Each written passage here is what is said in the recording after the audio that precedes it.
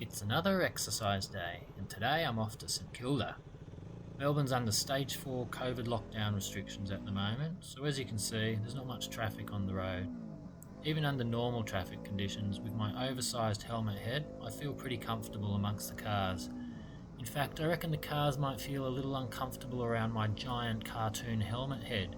You do not see that on the road every day. But I do feel pretty small alongside beasts like this. That car is ridiculously big. It's a tank. I mean, what is that guy compensating for? Well, let's move on. Anyway, what's St Kilda like? Well, it's a bit of an eclectic mix. Definitely an alternative feel to it. Part hipster hangout, part grunge, part backpacker hotspot, and part highbrow cashed up live by the bay and near the city. There's definitely a bit of I'll have an organic, paleo, vegan, gluten-free quinoa hipster burger with the lot and a large, half-skinny espresso macchiato latte, extra shot and extra hot, here in St Kilda. What we'd usually see is plenty of people keeping fit, and this covers unfit people on the way to fitness, people who are already fit, and people who are far too fit, guys and girls with muscles exploding from their clothing, you know the type, flexing their biceps while looking at their watch or while scratching their head, hoping people are noticing their chiseled physique. When I see them scratching their head, usually I'm thinking, I wonder why that person's scratching their head. Maybe they're wondering, this tastes a lot like a large, half-skinny, half-soy espresso macchiato latte, extra shot and extra hot. But I definitely ordered a large, half-soy, half-almond milk espresso macchiato latte, extra shot and extra hot. I mean, how could they get such a simple order wrong? I'm definitely complaining on social media about this outrageously poor service. But I won't if they give me free coffee for 6 months. I'll go talk to them now. This is outrageous. Just outrageous. You'd also normally see a sea of pasty white English backpackers sunbathing on a balmy 15-degree day like they were in Ibiza. And if it hits 18 degrees, some of these folk end the day with 3rd-degree sunburn. Bright red like cooked lobsters. And we definitely see people with their pampered pooches. Some of those pooches are more fashionable than their owners. Is that a Louis Vuitton dog collar? And definitely more fashionable than me. How can that be? I'm sure some of them eat Wagyu steak, probably get fortnightly doggy massages, and drink Perrier from their doggy bowls.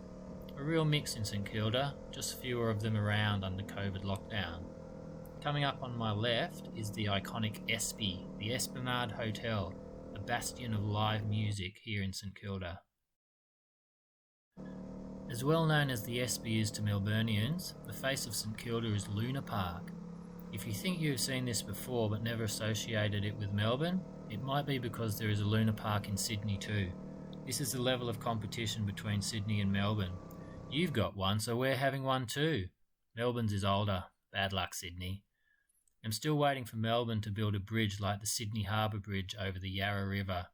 Fun fact, the rickety roller coaster at Luna Park is over 100 years old and not built for the modern day larger size folk, and therefore is a cram yourself in, knees at your ears kind of experience. As I mentioned, there's a bit of a music scene here in St Kilda. Along with the Espy, next door to Luna Park is the Palais Theatre. Although the music scene seems to be slowly dying, there's people who bought here knowing there was a music scene, then started complaining about the noise, so great music scene gets killed off. Selfish so-and-sos. Now I was keeping an eye on this grey Golf up on the right, seeing if they would be a little bit relaxed and generous and give way to me, or not. The answer was not. Clearly worried they would die of hunger before getting to the McDonald's I just passed. Betting that dude isn't even part of the unfit people on the way to fitness group, although he's probably faster than Usain Bolt when the work email goes round saying, leftover sandwiches in the kitchen, then the dude moves like lightning. Another thing St Kilda is known for, it's got a great cafe culture with several nice cake shops. Check out Le Bon, Europa, Ackland Continental and Monarch Cakes in particular. If you're trying to maintain a healthy diet or are wanting to lose weight, look away now. Calorie alert! Walking past these shops, I put on 2 kilos, lost 3 teeth to tooth decay, and got a strange rash. To be fair, the rash probably isn't the result of walking past the cake shops.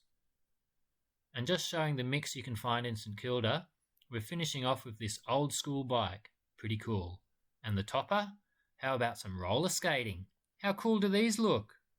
Anyway, that's enough exercise for the day. I hope you've enjoyed this trip to St Kilda. Don't forget to like, subscribe, and share this with your friends. Make sure you stay safe, wash your hands, mask up, go easy on the cakes and slices, and wear your helmet.